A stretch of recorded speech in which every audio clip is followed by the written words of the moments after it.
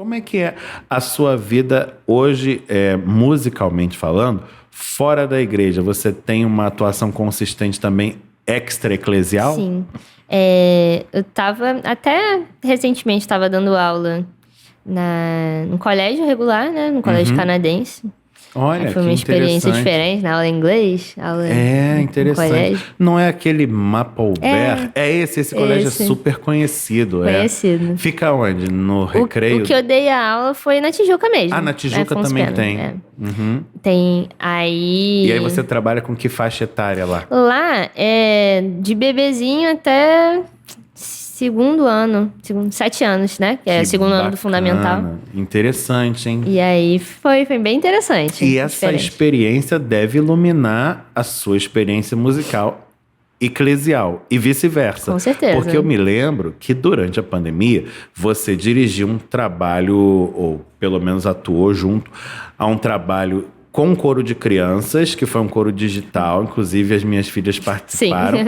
E que fez o maior sucesso, né? O pessoal compartilhou aquele vídeo até no Mais Poder e com muita justiça, porque foi muito lindo, cantando Buscai Primeiro. Sim. Trabalho coordenado pela sua mãe, Sim. a dona Roberta, né? Secretária presbiterial do Trabalho com a Infância. Quer dizer, essa sua vivência secular e a vivência eclesial dialogam bastante, não? Com certeza. Acho que antes de eu fazer a licenciatura, eu nunca tinha tido tanto contato com criança, assim, de perto, né? Não que...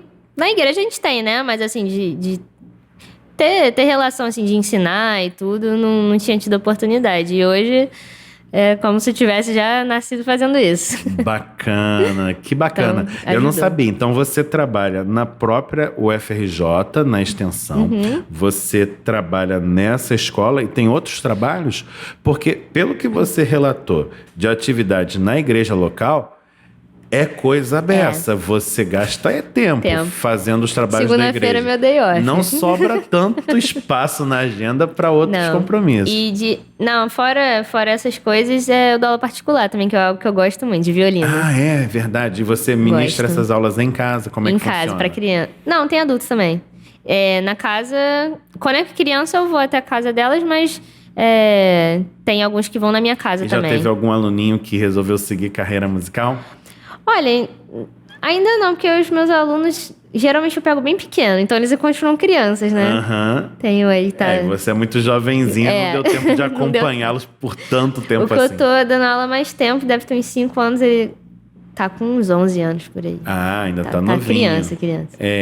E você vê essa praxis como professora como uma oportunidade para comunicar aquilo de bom que o Evangelho te dá?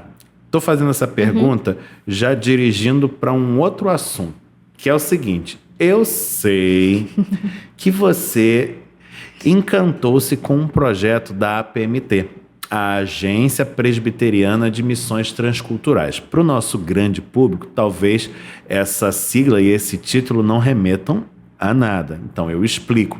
A Igreja Presbiteriana do Brasil tem agências missionárias e uma delas é dedicada às missões transculturais. Ela envia missionários para ambientes culturais muito diferentes deste nosso aqui. Povos que falam outras línguas em regiões de difícil acesso, dentro e fora do nosso país, do território nacional.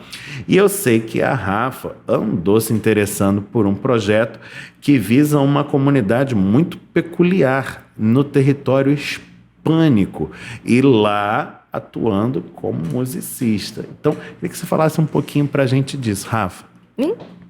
A primeira pergunta lá é como professora, né? Eu entendo o fazer musical na minha vida assim como uma vocação mesmo, né? De uma maneira geral. Então, quando eu tô atuando fora da igreja... Dentro da igreja tem tudo a ver também, mas fora da igreja... Por mais que ele não esteja pregando o evangelho com palavras, assim, eu acho que dando o meu melhor, né? Dando a melhor aula possível e tudo. Quando são adultos, às vezes surge algum assunto, mas quando criança, eu tenho alguns alunos cristãos, outros não. Mas eu vejo, sim, como uma oportunidade de dar um testemunho, assim, de certa forma, com certeza. Bacana. Quer dizer, na sua concepção, a missão da igreja não é só fazer pregação, não é pegar a Bíblia e blá, blá, blá, blá, blá, mas é dar um testemunho bonito, certeza. né? Eu vejo aquela ideia que está expressa lá no livro dos Atos dos Apóstolos, quando fala da maneira como a igreja vivia, e aquilo chamava a atenção, outras pessoas viam e decidiam participar daquele mover. Eu fico pensando assim, que a igreja vivia tão bonito que as outras pessoas olhavam e diziam, puxa, eu quero viver dessa maneira bonita também. E se juntavam, né? Passa por aí? Creio que sim. E talvez, não sei, né?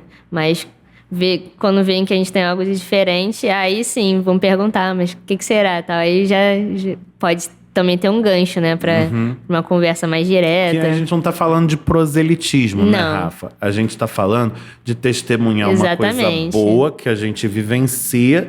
Você não precisa esconder isso de ninguém, e né? não escondo. E até se forem me procurar hoje em dia, tem rede social, né? Eu não escondo mesmo. Lá tá escrachado. É, o que isso eu creio aí. e tudo.